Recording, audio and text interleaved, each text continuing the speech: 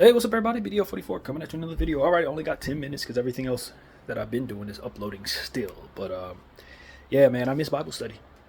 Most of it, anyway. I actually said the opening prayer, and somewhere within the start of it, my call got dropped.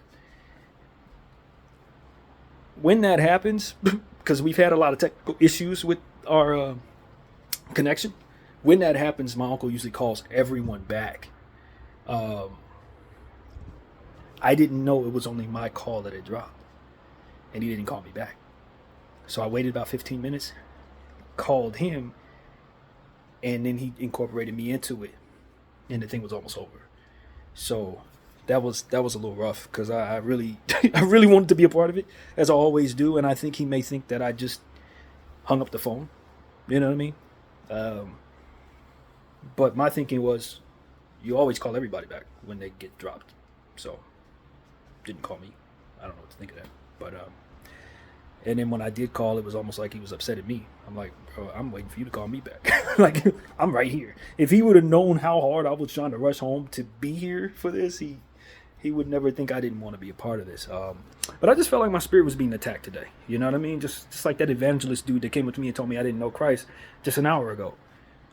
Just walked up to me, brought him and his people to me, and then proceeded not to appreciate what I was saying to him. And I'm like, bro, I'm trying to get home to get to Bible study right now. And I go home, took a quick shower. I took a shower for like 7 minutes just to get out on time. Caught the phone and missed the whole thing. So it was just like, man, I could have did whatever I wanted to do with my day if I would have known I was gonna miss Bible study anyway. But that's how the devil was working today, man. That's how he's been trying to attack my spirit, really.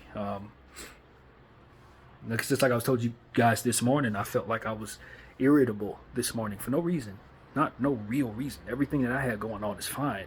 Things have gotten smoothed out in certain situations that I had been recently stressed about. Yesterday was a day where I relaxed and enjoyed myself, and I woke up this morning feeling irritable, and then proceeded to be attacked by an evangelist, more or less, spiritually attacked. He told me I was arrogant, told me I didn't know Christ, all different types of stuff. Only to come home to miss the Bible study I was trying to go for.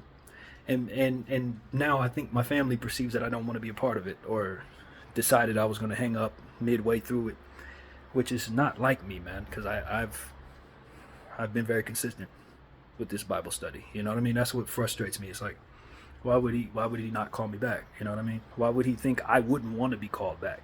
And was I expected to call him? And all the times that I've been doing this thing, he always calls everyone who gets dropped, because it's usually him whose phone line ends up dropping all the calls. Why would I think this is any different if my call gets dropped? You see what I'm saying? So it's just, I don't know, man. I don't know. I think he may think I'm trying to take advantage of him financially based on this dragging out too long, but my financial situation. And I think that might be bleeding into what's going on. I think he probably think I'm scamming or something, but it's like, bro, there's no way of knowing, there's no way of conveying to people what the truth is other than just communicating to the best of my ability. And I'm getting help for myself, so I don't know what to say. If it's that much of an issue, I definitely appreciate him helping me, but I don't know what to think of this. I really don't. That was very bizarre, to be honest with you. I felt like he would call me back. You know what I mean? Like, the call got dropped, he called me back. It was like 8 people on the line. So I'm just thinking everybody got dropped like we always do. We've had issues with the phone line many weeks. Many weeks during this, lines have gotten dropped, and he just calls everyone back. But this time he let me sit on the outside of it, and I don't know. I felt a way about that, because I'm like, bro, like, what in the last 6 months has made you think I don't want to be a part of this when I ain't missed a week? Everybody has missed a week except for me and him. Like, we the most, I don't know, consistent folks in this thus far. But I don't know, man. I just feel, like I said, I feel like the enemy's been attacking me, man. If he can't use Karen to attack me, he's gonna find another way, and this is how he decided to do it with little stuff like this today. But I'm not gonna stress it. At the end of the day, I know I did everything I was supposed to do. You know what I mean? As it pertains to being available to catch that line, and I know that I have a connection with Christ, whether people believe I'm a good guy or not, whether I know myself to be a good guy or not, I'm connected to the Lord, and He's been helping me through all that I've been going through. And so I ain't gonna let people, push my spirit into a space where I think I'm deserving of the treatment that's come my way. I didn't deserve to be called someone who doesn't believe in Christ by a stranger who didn't know me because I didn't believe what he believed. And I don't feel like I deserve to not be called back when the phone dropped. Or to feel as if I'm being treated as if I actually wanted to not be on the phone for the Bible study. So I just want to put that out there, man. Transparent with all of you guys, man. I want to be a part of the Bible study.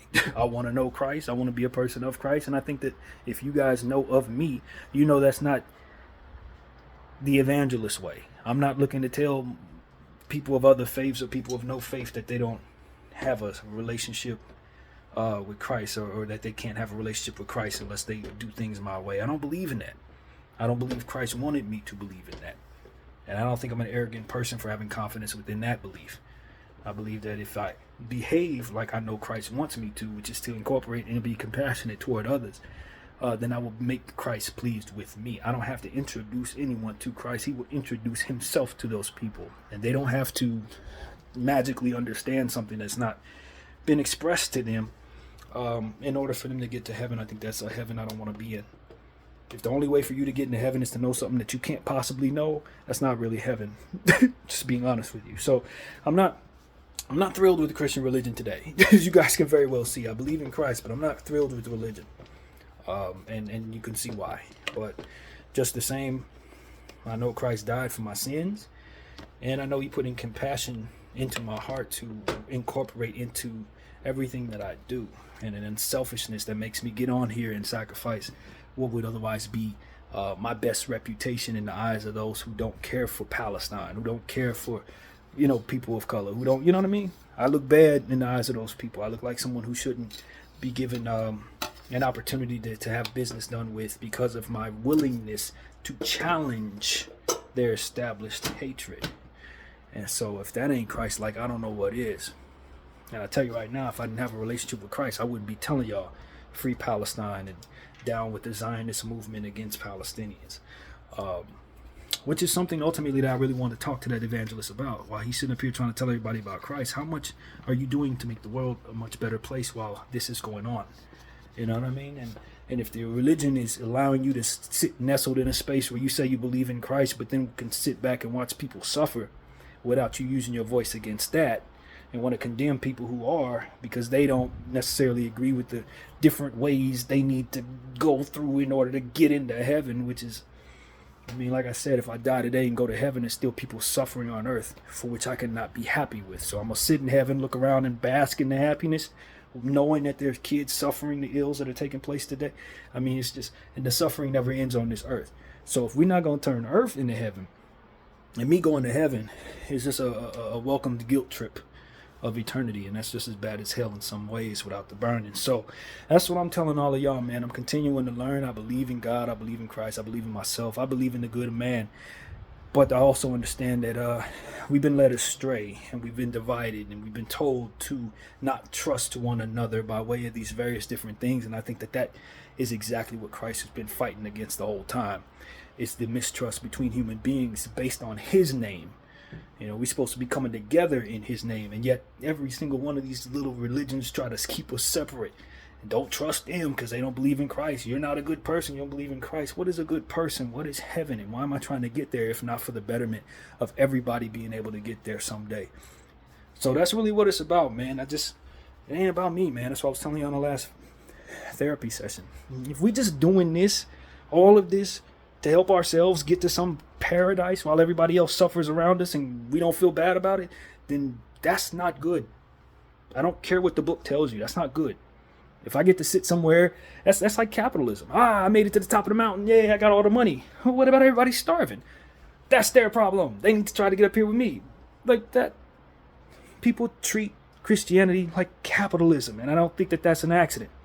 I don't think that that's far from the minds of those who initiated this nonsense upon us to make us exalt self, exalt our thereafter, and while everybody else suffers and we're not supposed to have any compassion about it. Enough of that. BDF 44. I'll thank you for watching. I'm out.